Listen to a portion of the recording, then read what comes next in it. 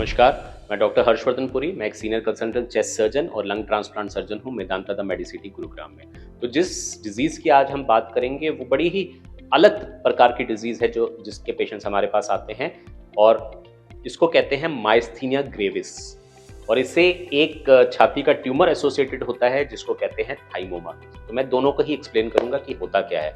Myasthenia gravis जो disease है वो डिजीज है न्यूरोमस्कुलर जंक्शन की, जहां एक्शन पोटेंशियल या हमारा दिमाग जो काम सोचता है, जैसे कि मैं ये चीज उठाऊं, इसके बारे में जब मेरी सोच वहां से चलती है और फिर एक्शन पोटेंशियल में कन्वर्ट होती है और मसल उस काम को अंजाम देती है, तो ये एक्शन पोटेंशियल जो होता है न्यूरोमस्कुलर जंक्शन से क्रॉस नहीं कर पाता। इसकी वजह से मांसपेशियों में स्थिरता आ जाती है जिसको कहते हैं माइस्थीनिया ग्रेविस। ये जो पेशेंट्स होते हैं ये बहुत तरीके से प्रेजेंट करते हैं, जैसे ड्रूपिंग ऑफ आईलिड जिसमें पलकें गिर जाती हैं, खाना खाने में प्रॉब्लम होना, पानी पीने में प्रॉब्लम होना, विजन में प्रॉब्लम होना, डबल विजन होना, कुर्सी से उठने में प्रॉब्लम होना, कुर्सी पे बैठे ही रह जाना, सीढ़ियाँ उतरने में प्रॉब्लम होना, जनरलाइज वीकनेस होना। तो ये सारे सिम्टम्स माइस्थीनिया के होते हैं। कुछ सिम्टम ऐसे भी होते हैं जिसको हम माइस्थेनिक क्राइसिस कहते हैं, जिसमें कि पेशेंट इतना बीमार हो जाता है और ये सिम्टम्स इतने ज़्यादा बढ़ जाते हैं कि पेशेंट को आईसीयू में एडमिट करना पड़ता है और कई बार वेंटिलेटर लगाना पड़ता है ताकि पेशेंट सांस ले सके, क्योंकि कई बार इनके सांस लेने में भी बहुत ज़्यादा प्रॉब्लम होती है। तो इसको बेसिकली हम कहते हैं माइस्थीनिया ग्रेविस। डायग्नोसिस कैसे बनता है? ये पेशेंट मोस्टली प्रेजेंट होते हैं हमारे न्यूरोलॉजिस्ट फ्रेंड्स के पास। तो न्यूरोलॉजिस्ट इसको कैसे डायग्नोज करते हैं? वो कुछ एंटीबॉडीज कराते हैं जिसको कहते हैं एसिटाइल कोलिनेस्टरेज एंटीबॉडीज, जिनका लेवल ब्लड में देखा जाता है कि वो अगर नॉर्मल से ज्यादा है तो डायग्नोसिस बनता है माइस्थीनिया का। माइस्थीनिया भी कई प्रकार के होते हैं, तो वो इसका डायग्नोसिस बनाते हैं। दूसरी चीज जो वो करते हैं आरएनएसटी, जिसको कहते हैं रिपीटेड नर्व स्टिमुलेशन टेस्ट। ये वो टेस्ट होते हैं जिसमें मांसपेशियों का पूरा देखा जाता है कि कौन सी मांसपेशियां कैसी चल रही हैं, कोई बेहतर हैं, कोई खराब हैं, और एक डायग्नोसिस बनाया जाता है माइस्थीनिया ग्रेविस का।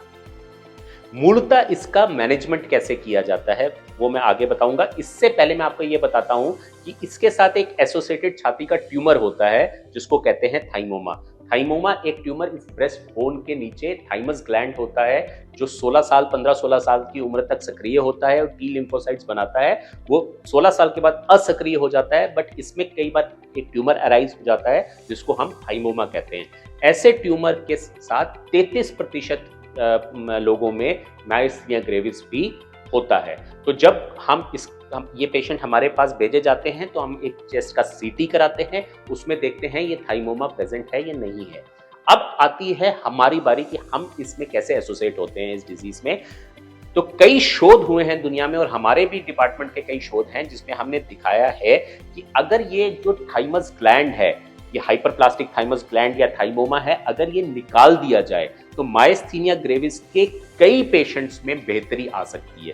कितनी परसेंटेज होती है? 66% पेशेंट्स में हमने देखा है अगर हम ये ग्लैंड निकाल दें या इसका ट्यूमर निकाल दें तो 66% पेशेंट्स में जो दवाइयां वो खा रहे होते हैं माइस्थीनिया को कंट्रोल करने के लिए, उसमें काफी बेहतरी आ जाती है। तो ट्रीटमेंट कैसे किया जाता है कि न्यूरोलॉजिस्ट जो होते हैं एंटी माइस्थीनिया मेडिकेशंस देते हैं, माइस्थीनिया को कंट्रोल करते हैं। कंट्रोल करने के बाद उस पेशेंट को हमारे पास भेज दिया जाता है।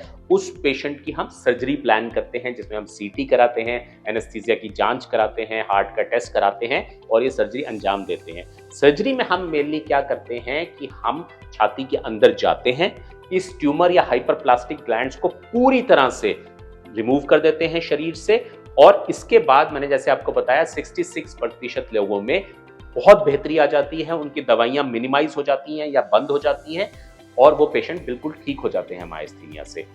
ये सर्जरी हम करते किस पद्धति से हैं? मैक्सिमम ये सर्जरी अब रोबोटिक मेथड से होती है, जिसमें रोबोट के माध्यम से 3 छोटे-छोटे छेद करके ये पूरा ग्लैंड हम निकाल देते हैं और पेशेंट बेहतर हो जाते हैं। जब हम ये रोबोटिक सर्जरी कर रहे होते हैं तो हमें कई चीज़ों का ध्यान रखना होता है कि हम ये सर्जरी पूरी रेडिकलिटी से करें।